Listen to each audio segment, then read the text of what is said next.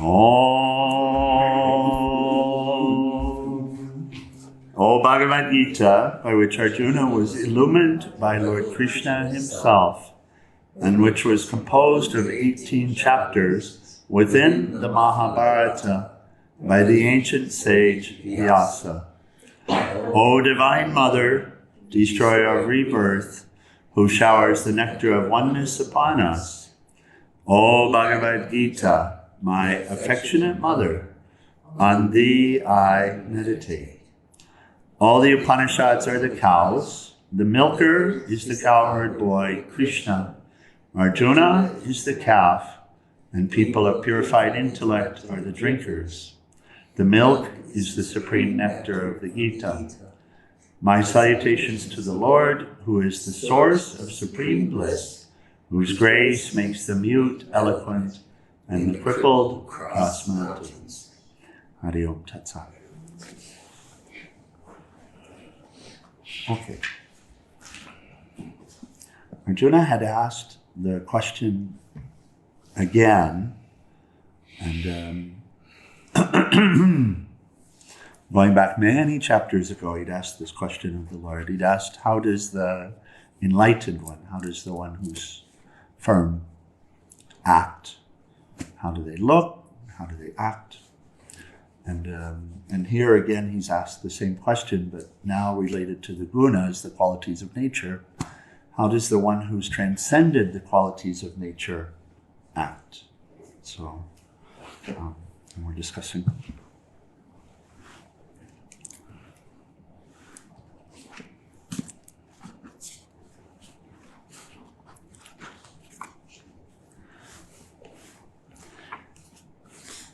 Okay.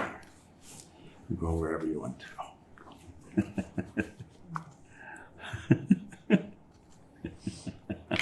Do as you like.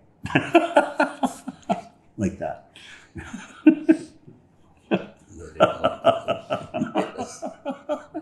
You want to fall down? Fall down. It's fine. All good. So we pick up from where it started, just reading the slokas. Arjuna said, "What are the marks of him who has crossed over the three qualities, O Lord? What is his conduct? And how does he go beyond these three qualities?" The Blessed Lord said, light, activity, and delusion, which are the three. Light is sattva, activity, rajas, delusion, tamas. When they are present, O Arjuna, he hates them not, nor does he long for them when they are absent. He who, seated like one unconcerned, is not moved by the qualities, and who, knowing that the qualities are active, is centered in the capital S self and moves not. Therefore is a gunatita. Alike in pleasure and pain, who dwells in the self, capital S, self, to whom a clod of earth, stone, and gold are alike, to whom the dear and the unfriendly are alike, firm, the same in censure and praise. So not meaning, so the microphone and the cup are alike. They're the same. Actually the same. They're made of the same. Mm-hmm. And if you ask me what's my preference, there won't be a preference. But for the live feed, the cup is not so helpful. And to drink tea, the microphone would be a problem. I might get electrocuted. But the same. They have different functions. That's all. The same in honor and dishonor, the same to friend and foe, abandoning all undertakings, he's said to have crossed the qualities.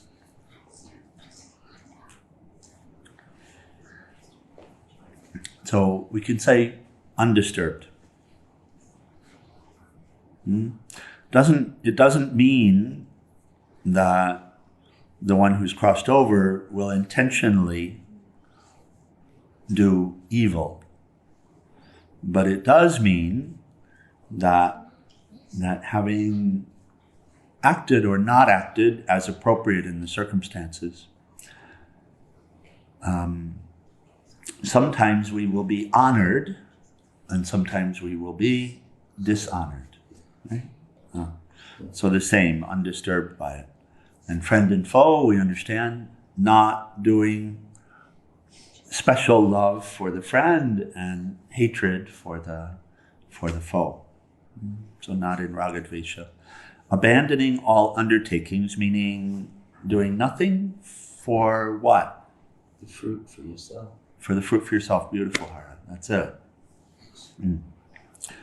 So he is said to have crossed the qualities. In other words, the state, the place of non-doership, which is completely confused. We were talking yesterday about the one who's in samadhi, and we have this image of someone who's sitting in a padmasana, stable, not moving, and maybe the eyes are open just a slit, and you can tell the eyelids are open just a slit, and you can tell that the eyes are pointed towards the third eye. Yes? So something like this. We have the idea of this being samadhi. And we said how you'd actually know if someone is in samadhi or someone is crossed over is you would, at that point, yell at the top of your lungs, "Fire!" And you would see what they do. And if they're disturbed, angry, concerned about, now I have to run out, I have to get out of this space right away, not samadhi. But if they look around and see who they might be able to assist, and then steadily do what's necessary, what's called for in the situation, then yeah, probably samadhi. So this is Krishna asking the question, what does the one who's crossed over look like? What do they act like? He's not actually speaking of practice, although this can be converted to practice. Much of Bhagavad Gita is focused on practice, but here he's directly answering the question, how could you tell? But the key of it is how to tell in your own inner world, right? How you apply what he's sharing here is evaluating through self-inquiry. We were talking some about self-inquiry with the talk from Swami Shivananda last night, right? And the importance of self-inquiry, which he also says hardly anyone does. So self-inquiry to see what's arising in different situations, see the gunas, but also you have a clue now of what it looks like when you've crossed over. So this helps you to know what to look for, and also how to manage yourself, as it were, right? How to relate to the practices. And the more you have the ability, we have the spiritual diary, we went through it briefly. There's a question on there, what vice am I working to eradicate? And what virtue am I working to cultivate? And so when you're practicing as a sadhaka, when you see what's arising in different situations, then you know, anger, right? Whatever it is, anger, fear. It's not necessarily always the same, but also there's a predominant one. So anger being rajas, fear being perhaps rajas, perhaps more of the nature of tamas, but related. And then you can say to yourself, this is what I'm working on. And when this arises, and you can also catch the beginning of it. And if you catch it at the beginning of it, now you have the strong possibility of working with it. The one who has crossed over, that arising may or may not be happening. If it happens, it's at a low level, and the one is undisturbed, uncarried by it. Yes. Uncarried by it. Not carried away by it. Not wanting to get out of the space because anger arises. Not wanting to scream because the urge is arising. Not wanting to do something. I guess that would be giving it power over you, wanting to escape it. Right. And that's what could be called an undertaking, right? Now I'm going to leave because I'm being disrespected. So that's an attitude that's cultivated. There's a thought that arises. The thought might arise. But when you've developed the inner connection to the one and the practice of seeing the one always, and not being beholden to the gunas, not giving them your attention, your strong awareness, not giving them your energy, then they also lose power. You know, when there's Kartikeya left for a minute, so I was going to use him, but we'll use him as an example anyway. When the addiction, like cereal, when it, how does it arise? So those are thoughts arising that are based on the gunas. Yeah. So the thoughts are the gunas. And then we keep choosing them, not knowing. That's how addictions arise, not knowing, right? And so we keep choosing to do it, to honor it. We keep listening to it, putting our awareness into it, doing. But then at some point we recognize this isn't it. And so we make a call, a decision not to engage in it any longer. But the inertia of it will continue to pull us for some time, right? Yes. And it continues to pull, but you keep choosing no. In other words, you keep choosing not to let it carry you away. So in a way, you're standing back from it, aren't you? Mm-hmm. In the same way, the gunatita is standing back from the gunas. Right? So now you're standing back from it. You see it arising, yes? You see that it's pulling you, but you keep standing back from it. And the way you keep standing back from it in AA, you keep associating with Sangha, and you keep taking satsang, and you keep reminding yourself and being reminded of what happens if you don't stand back, correct? Sure. Okay. The sadhaka connects with the divine, either through devotion or through jnana, really both. Recognizing the truth keeps reminded oneself and keeps being reminded, I am not these gunas, I don't have to do what they say, I can stand back and observe them. So it's really the same. That's why such a close connection between AA and yoga. But then at some point, you see, after continuing that, it's as if the thought loses power, yes? Oh, totally. So it loses its energy. In the same way, the passionate urges and the dark urges also lose power. Power of presence. Yeah. They don't arise. Becomes calm and so less. So it's a practice of detachment. In Raja Yoga Sutras, it says that gaining control of the mind is accomplished in two ways: practice and detachment. Practice and detachment. So, and also we practice detachment.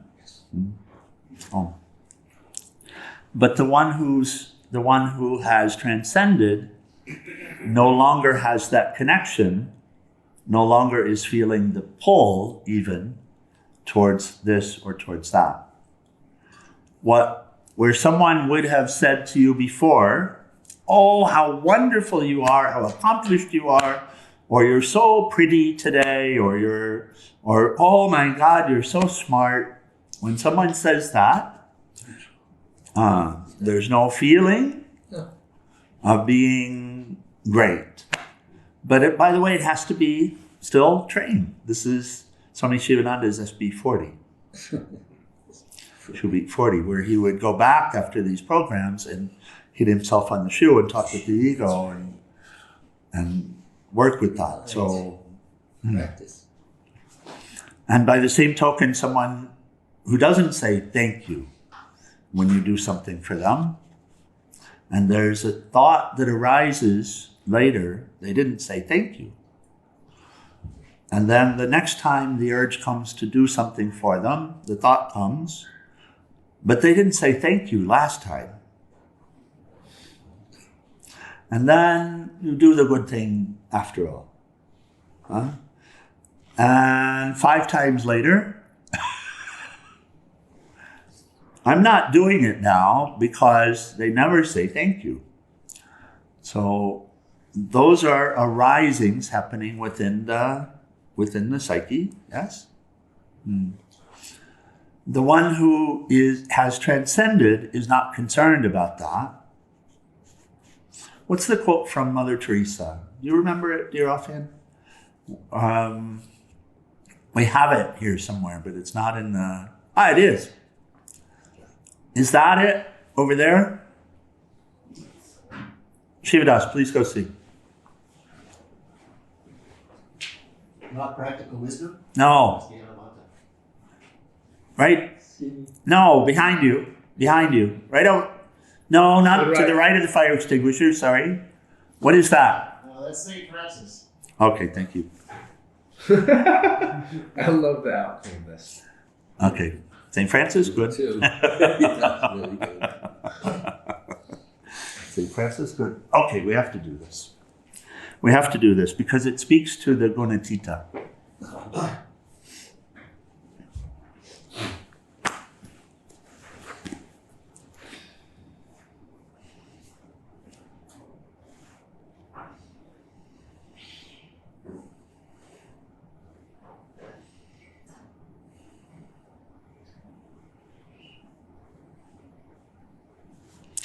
There we go.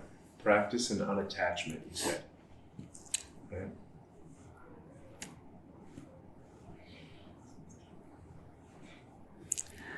People are often unreasonable and self-centered. Forgive them anyway. If you are kind, people may accuse you of ulterior motives. Be kind anyway. If you are successful, you will win some false friends and some true enemies. Succeed anyway. If you are honest, people may cheat you. Be honest anyway. What you spend years building, someone could destroy overnight. Build anyway. If you find serenity and happiness, they may be jealous. Be happy anyway. The good you do today, people will often forget tomorrow. Do good anyway. Give the world the best you have, and it may never be enough. Give your best anyway. You see, in the final analysis, it is between you and God. It was never between you and them anyway. So to come out with this, what you're looking at inside is a gunatita. So that helps to get a view of the inner state of the gunatita, the one that's crossed over. Is that helpful? So what she's describing is her practice. And the only way you can practice that, you can practice it. And anger will arise. And then you're going to have to not attach to the anger and not feed the anger. And work again on seeing the divine in all, which will finally bring you to that place. Work on seeing what arose, the situation that came, where the person would have brought anger, and the anger arise. Look and see that it's a test. And who's testing you? Who's testing you? Shivdas? Divine Mother. Divine Mother. When a test comes, it's Divine Mother testing us. And so the more you do this, my dear, we're turning it back into practice now, this observation. The more you do this, and the more you actually aren't just repeating it, but are really doing the work to see it, to see how it works, and all of these beautiful supports for it, such as when something happens, if you can find the capacity to ask, what could be the benefit of this? What could Divine Mother's purpose be in this? And you'll see right away, to help me to be free of anger, right? So you see how it supports. And then the one who has crossed over is free of that impulse to follow the gunas.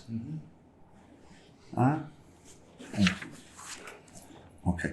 So Swamiji, is the feeling of being separate also made of gunas? Yes, dear, it is. Yes, it is. It's a good question. We often say it's beyond, it's not even in the astral. It's tamas. It's pure tamas. It's tamas. It's tamas, yeah. It's about as pure as the... Always we're dealing with a mix of the gunas. And this one is about as pure as you can get. Delusion. Yeah, delusion. Separated. Delusion. The feeling is born of delusion, just that. Not something else. Even Shankaracharya talks about the aspects of the bodies, and the third body, the causal body, only ignorance. So just delusion. Okay. So continuing. And he who serves me with unswerving devotion, he crossing beyond the qualities is fit for becoming Brahman. For I am the abode of Brahman, the immortal and the immutable, of everlasting Dharma and of absolute bliss. And what we were just talking about, this quote from Mother Teresa, that's Dharma. That's Dharma. Doing your duty, regardless, without expectation, is said to be Dharma, living in a Dharmic way. It's not easy, but it's what we aspire to. And if we aspire to it, and if we hold on to that aspiration, step by step we get there. Because through self-inquiry we see, and we see that we're not there. We see something arose that we're not wanting to be there, and we have tools available to us. We don't get upset with ourselves or angry with ourselves. We don't throw ourselves off a cliff because we're not there, but we know that we can get there, and we just take the steps, So, like this. It's nice when instead of getting angry at oneself or sad, when the laughter comes.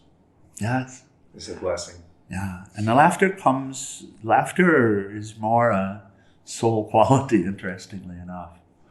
That ananda. So cleansing. Bubbling. Yes. Bubbling. When it's a genuine laughter, it's really bubbling from the place of ananda. It's just...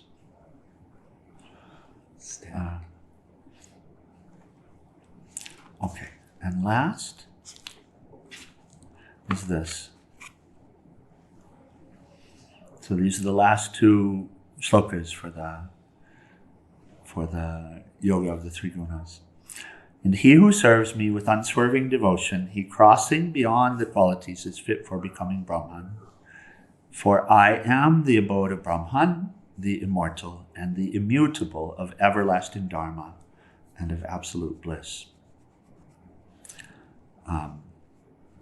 Swamiji adds some commentary, Swami Venkatesananda. He says we should be careful and vigilant when we study the Bhagavad Gita. Krishna is discussing the sage who has crossed the gunas, which suggests a great introvert and philosopher.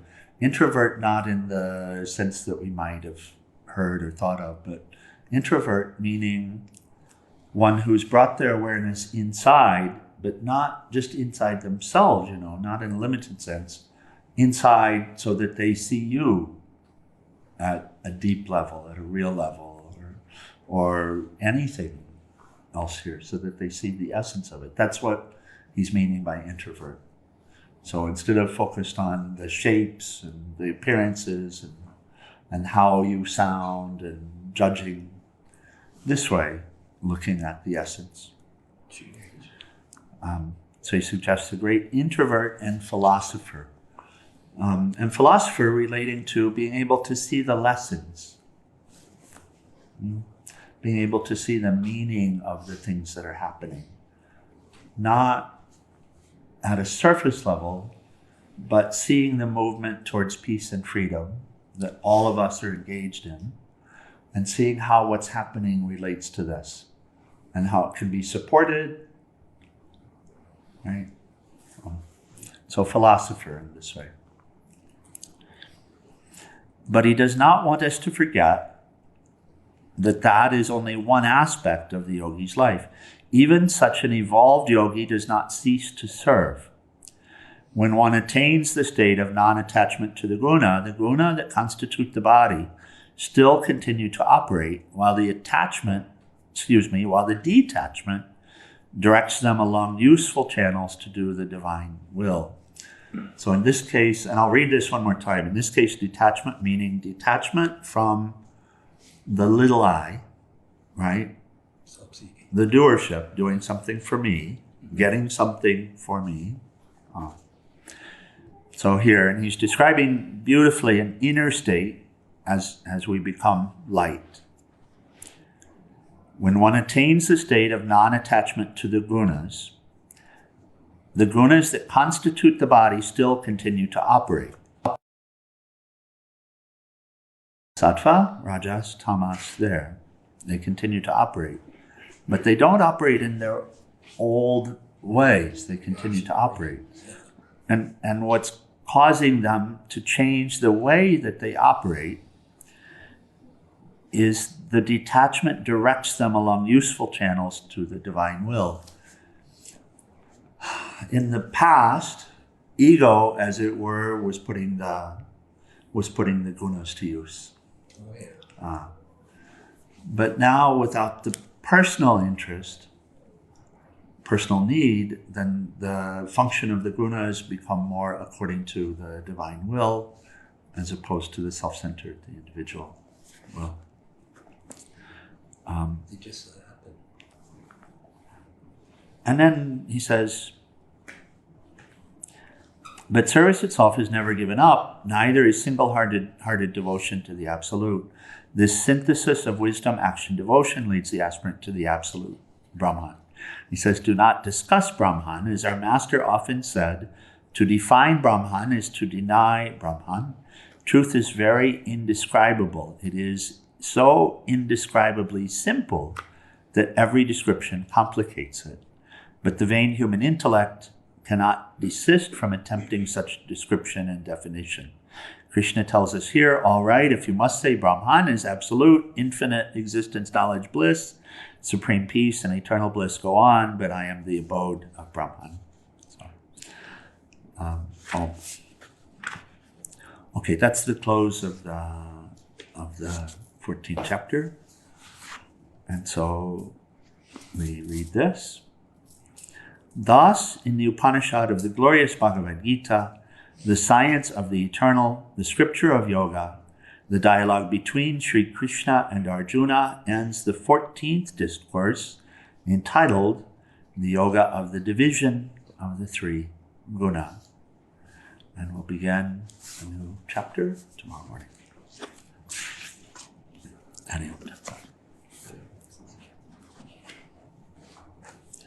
Any questions, comments? Is it helpful, Nathan? Yes. Yes, I was able to focus more today than yesterday, Yeah, I see more present. which is surprising considering the way my morning before your talk has went. And yeah. Okay, good. And I've found serving others gives a great opportunity to practice visualizing or seeing the gunas rise and not attaching to them slowly but surely to the point of recognition when they do arise. And that's a gift from Very mine good. that those opportunities have been prevalent. It's good. Yeah, so what you're describing is you're even seeing Ma present Oh, through the process. It's very good. I It's a good That's good. On that one, I was, and this one keeps coming up because of the selfishness or whatever. But I found myself like overwhelmed with these little tasks. I mean, like for example, it'd be Krishna gods with Prima, and I'll be doing so with Prima. I'm just like with Prima. All right, my front end is falling off. My wheel, like in addition to the front end components, and here I am doing and all this other stuff, and then I'm just like, why am I getting mad? I volunteered. Om. There you go. Very good. Cultivation of sattva. And that one is sattva arising. That's sattva arising. Very good. Jai. Jai. Okay, so we'll close with final prayer in RT. Page 174.